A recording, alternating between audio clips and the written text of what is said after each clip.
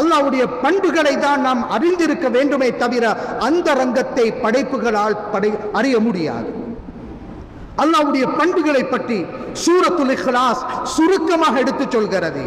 குல் ஹுவல்லாஹு அஹத், நபியே நாயகமே அவன் ஒருவன் என்பதாக எடுத்துச் சொல்லுங்கள். அவன் தனித்தவன், அவன் இணை துணையற்றவன், அவனுடைய செயற்பாடுகளில் அவன் தனித்தவன், அவனுடைய செயற்பாடுகளை போன்று செய்யக்கூடியவர்கள் யாரும் இல்லை.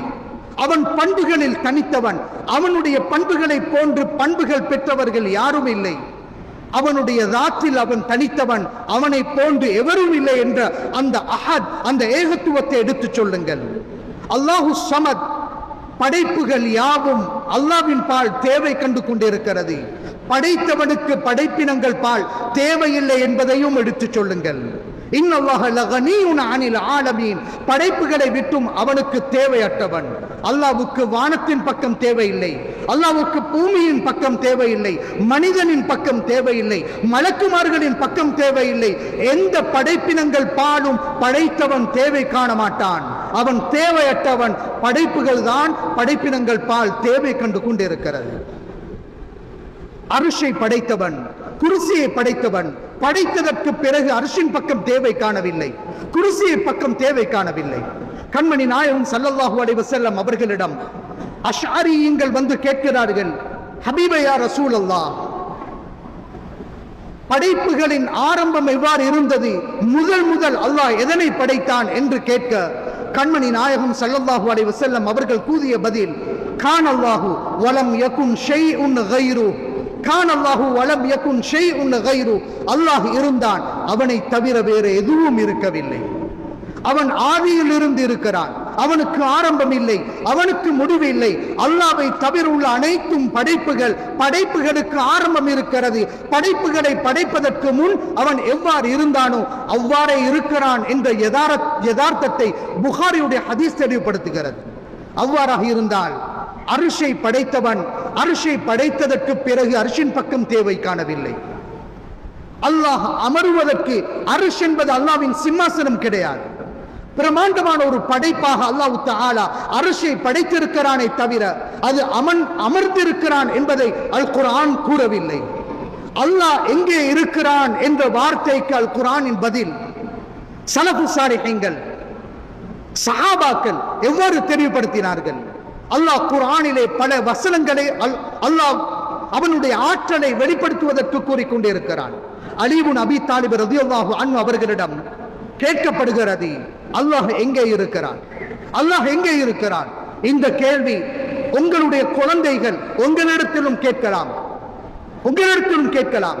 அலி ரலியல்லாஹு அன்ஹு அவர்கள் பதில் கூறுகிறார்கள், ஹுவல் ஆன் கமா கான் கப்ல ஹல்கி ஸமானி வல் மகான், வானம் பூமிகளை படைப்பதற்கு முன், அர்ஷ் குர்சியை படைப்பதற்கு முன் அவன் எவ்வாறு இருந்தானோ அவ்வாறே இருக்கிறானே தவிர படைப்புகளை படைத்ததற்கு பிறகு படைப்பினங்கள் பால் அவன் தேவை காணவில்லை, படைப்பினங்கள் பால் தேவை காணவில்லை. குர்ஆனுடைய வசனத்தை, வெளிக்கருத்துக்களை, ஓரிரு ஆயத்துகளை மாத்திரம் வைத்துக் கொண்டு அல்லாஹ்வுக்கு யாராவது திசை கற்பிப்பார்களே ஆனால், அல்லாஹ்வுக்கு இடம் இருக்கிறது என்று கூறுவார்களே ஆனால் அவர்கள் வழிகட்ட சிந்தனையில் சென்று கொண்டிருக்கிறார்கள். குர்ஆனுடைய வசனங்களை படித்து பாருங்கள்.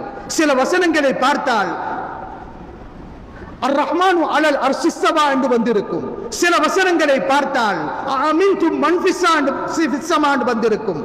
சில வசனங்களை பார்த்தால் வஹுவல்லதி ஃபிஸ் ஸமாஇ இலாஹுன் வ ஃபில் அர்தி இலா, வானத்திலும் அவன் இருக்கிறான், பூமியிலும் இருக்கிறான் என்று வந்திருக்கும். சில வசனங்களை பார்த்தால் வஹுவ மஅக்கும் ஐனமா குன்தும், எங்கே இருந்தாலும் அவன் உங்களுடன் இருக்கிறான் என்று வந்திருக்கும். இது அனைத்தும் அல்லாஹ்வுடைய அறிவாற்றலையும் அல்லாஹ்வுடைய சக்தியையும் வெளிப்படுத்துவதற்கு வந்த வசனங்களே தவிர குர்ஆனுடைய வசனங்களில் அல்லாஹ்வுடைய வல்லமையை புரிய வைக்கும் ஆயத்தை அடிப்படையாக வைத்து ஓரிரு ஆயத்துக்களை மாத்திரம் எடுத்துக்கொண்டு இன்னும் சில ஆயத்துக்களை விட்டுவிட்டு அல்லாஹ் அங்கே இருக்கிறான் இங்கே இருக்கிறான் என்று இடம் கூறுவது அஹ்லு சுன்னத்தி வல் ஜமாத்துடைய அகீதாவை விட்டும் வெளியேறி செல்ல நேரிடும்.